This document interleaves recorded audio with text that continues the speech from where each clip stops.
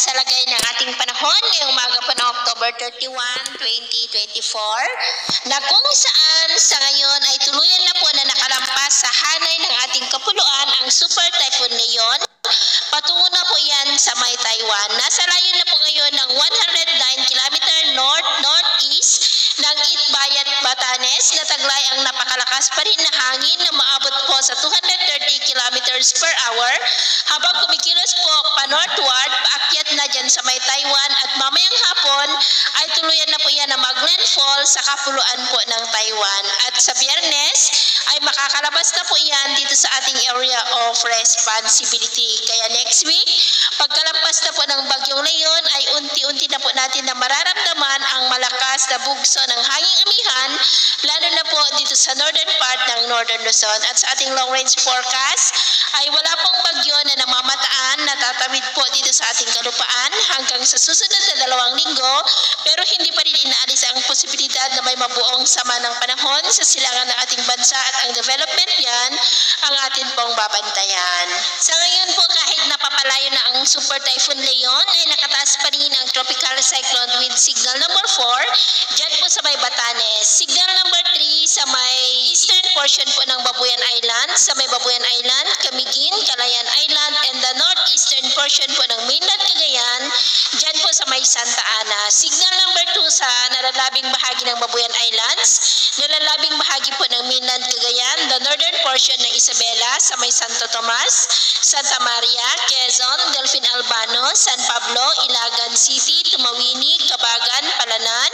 Quirino, Divilacan, Malig, Maconacon, Gamu, Burgos, Rojas, San Mariano, Riana Mercedes, San Manuel, Nagilian, Benito Soliven, maging po sa may Apayaw, Kalinga, the northern and eastern portions po ng Abra, sa may Tineg, Lacup, Malibcong, Lagayan, San Juan, Lagangilang, Likwan Baay, Dagiman, at maging po sa eastern portion ng Mountain Province, sa may Paracelis, at ganoon din po sa may Ilocos Norte. Signal number 1 naman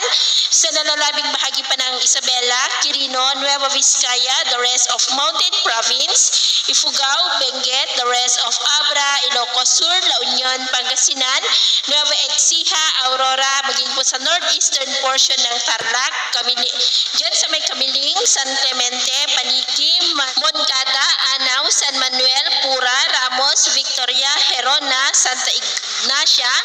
at maging po sa may City of Tarlac at La Paz. At sa susunod po na mga oras ay unti-unti na po na mababawasan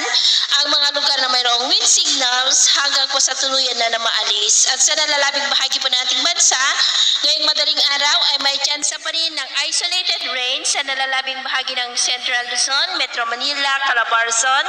Mindoro Provinces, ilang bahagi ng Palawan at Legazpi. At mamaya po ay sisikat ang araw sa malaking bahagi ng ating bansa, pero may tsansa pa rin ng cloudy skies with isolated rains dito pa rin po sa Luzon, lalo na po sa kanlurang bahagi, kaya mag-ingat po tayo sa mga banta pa rin ng mga pagbaha at pagguho ng lupa. At sa atin naman pong mabaybayin, ipinagbabawal pa rin ang pagpalaot sa seaboard po ng extreme Northern Luzon at seaboard ng Northern Luzon dahil ang mga alon dyan ay posibleng aabot hanggang po sa 8 to 10 meters height. At iwasan rin muna natin ang papalaot sa silangang baybay ng Central Luzon hanggang sa silangang bahagi ng Mindanao dahil ang mga alon dyan